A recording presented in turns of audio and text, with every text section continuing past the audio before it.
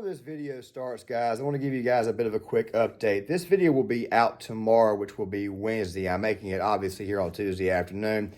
Due to unforeseen circumstances, I cannot release it today, so it will be out tomorrow. It'll also be out with a video on Commander 33. Don't worry, I will leave a link to my second channel to that video. It's going to discuss Kazakhstan, how I think it kind of weaves into Russia's ultimate endgame about the situation that's going on there.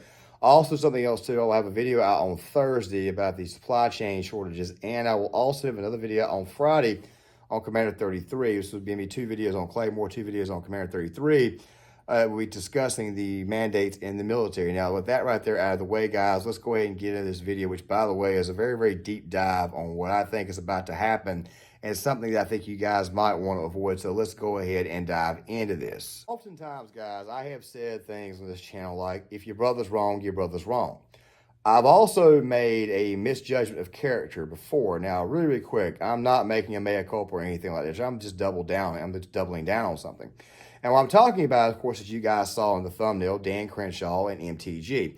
I'm withholding judgment on Marjorie Taylor Greene for one reason and one reason alone. You see, when Dan Crenshaw first got to the United States Congress, I thought we had ourselves a nice conservative rock star. It took me about a year and a half to figure out that Dan Crenshaw was not a conservative rock star, but if anything, John McCain 2.0. I'm withholding the judgment on Marjorie Taylor Greene because while she looks great right now, you never know a year or two from now. I even did a video blasting Matt Gaetz about that vote on red flag law legislation that occurred this past year with Madison Cawthorn.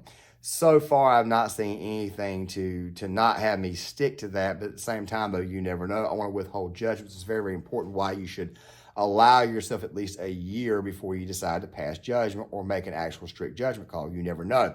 It's kind of like what was going on with Ted Cruz, which, by the way, I'll talk about in the second half of this video, so make sure you guys stick around for the full video. Also, something else, too, I will be leaving a video from Dinesh D'Souza to kind of help clamp down on what I'm telling you right now between Dan Crenshaw, this little beef between Crenshaw and Marjorie Taylor Greene. And I'll also be having a video out, which, by the way, will be Tucker Carlson's response to Ted Cruz's blunder last week. Now, that out of the way, guys, make sure you guys hit that like button. Make sure you guys share this video, subscribe. Make this channel grow. I'm 5 subscribers away from 500.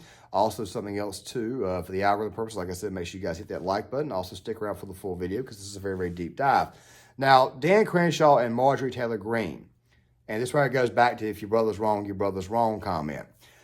They have been at a bit of a beef with one another. So Marjorie Taylor Greene goes on Tim Pool's Timcast IRL special. Now, I watch Tim Pool from time to time. I'm critical of Tim Pool in some areas. In some areas, he gets it right. But he had Marjorie Taylor Greene on, and then about 2 days later, he apparently got swatted while he had Officer Brandon Tatum on. Now, Poole has given his reasons of why he thinks it happened, why he thinks it occurred. I'm not so sure on that. Maybe I'll do a video of that at a later date. But this issue of Marjorie Taylor Greene and Dan Crenshaw looks like some things are being exposed and unearthed that I personally always suspected about Dan. Now, guys, I'm going to roll this clip. Make sure you guys watch the full clip. It's only about 2 minutes long. I had to piece together 2 parts of it because if I put the entire clip in there, it would take up about 20 minutes of the video. So make sure you guys pay attention to what is going on here. Definitely watch it all the way to the end because Tim Pool actually, he kind of has the receipts on this one. Let's go ahead and roll this. Oh, yeah. And I had retweeted that condemnation of how can this guy be on Twitter? Then I had seen a Fox News interview of one of my colleagues, one of my Republican colleagues, Dan Crenshaw. And as a member of Congress, we debate policy, right? We should debate policy. I would love to debate policy with all of my colleagues. And he was on an interview, and he was talking about FEMA. And he was saying President Joe Biden wants to do a lot of testing, and he was saying we should use FEMA to set up and do this COVID testing. And then he was also saying we should use FEMA to go into the hospitals to help with the overcrowding. And that was what he was saying we should do. But here's the thing. I completely disagree with him. And I know so the reason why I bring up Dan Crenshaw, the tweet, is because I told him, you're not conservative, you're hurting our brand, because conservatives don't promote the use of FEMA for testing and unvaccinated healthcare workers being fired. We don't want that. And it was within an hour after that tweet that I got permanently banned from Twitter. Now, here's something interesting. Everybody always talks about politics and money, right? So they were saying that I was being kicked off for COVID misinformation, But, I started wondering, I'm like, why is some people's political speech accepted and promoted on Twitter, whereas other people's political speech is not accepted and, as a matter of fact, is kicked off? And I think that's an issue. So I started looking at who's on the board at Twitter, and most of them are Democrats, and most of them donate to Democrat politicians. But there's also someone that's relatively new to Twitter. His name is Paul Singer, and he's a mega donor for Republicans. And so I had looked into some information on him, and I was like, wow, does he donate to Dan Crenshaw? Turn out he does donate to Dan Crenshaw. As a matter of fact, he donates a lot of money to Dan Crenshaw. I would argue that he helped him get elected by the amount of money that he donated to him. He also donated to a PAC that has benefited Dan Crenshaw. It was money spent on his election. And so I think it was called the American Patriot PAC. It supports a lot of veterans running for Congress, and that PAC had spent hundreds of thousands of dollars on his behalf. I think I do have it here, unless I'm wrong. This is opensecrets.org. It says Singer Paul, New York, $2,700 to Dan Crenshaw. Right. And that's just a single contribution. I don't know if that's usually a max contribution. I think the max contribution's gone up now to $2,900. First, Marjorie Taylor Greene is correct about the whole FEMA thing. I actually saw that interview on Fox News. I'm gonna try to put that one in the comment section. Not to mention Dinesh D'Souza. He expands on himself.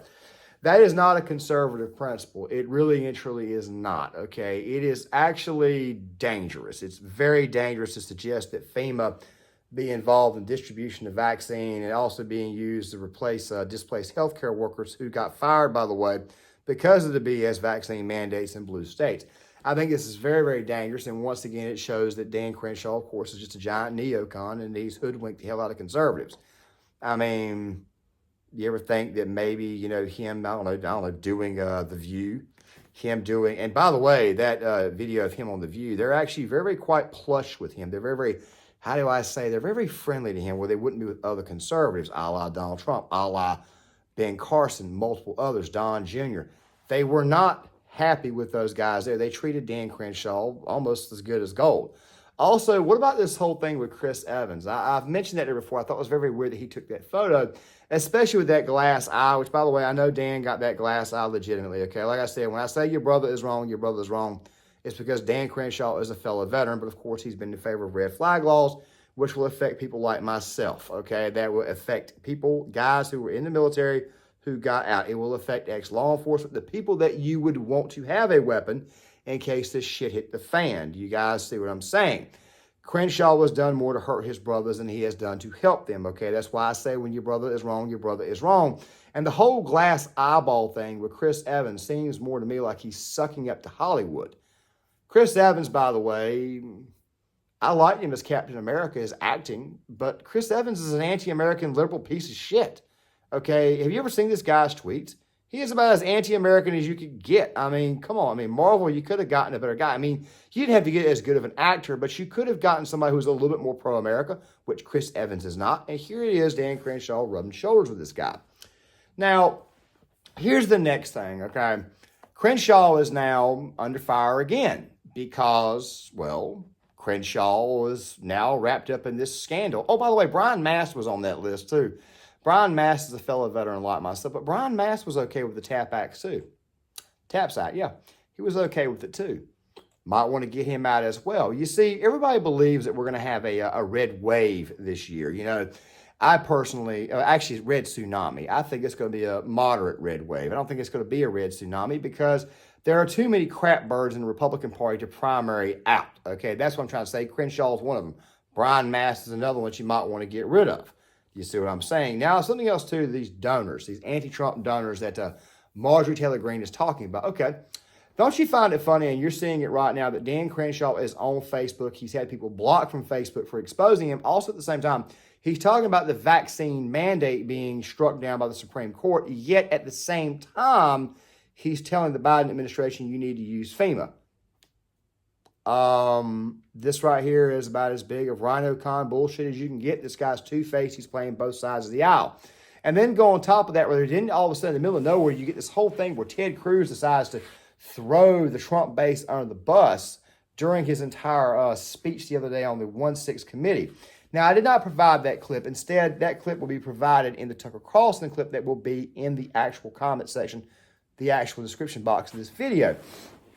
But don't you find it funny that after he goes on Tucker Carlson, now Ted Cruz is all of a sudden now asking about this guy, Ray Epps, this guy who we personally believe is one of the main people who incited 1-6 by getting certain people up in arms about the possibility of maybe going to go protest at the Capitol, to maybe storm the Capitol, that maybe they were wound up by him. I mean, you can actually hear in the video, which you will see in the Tucker Carlson video, you're hearing this guy scream, Fed, Fed, Fed, Fed, Fed. You're hearing people scream Fed because people knew it was up. It's kind of like this whole group, was it a Patriot Order, wherever this group is that walks around with masks on? I personally think they're Antifa. Antifa, in my opinion, is a bunch of actors who are being paid by somebody else. Yeah, I said that. Probably Soros, probably funded by them.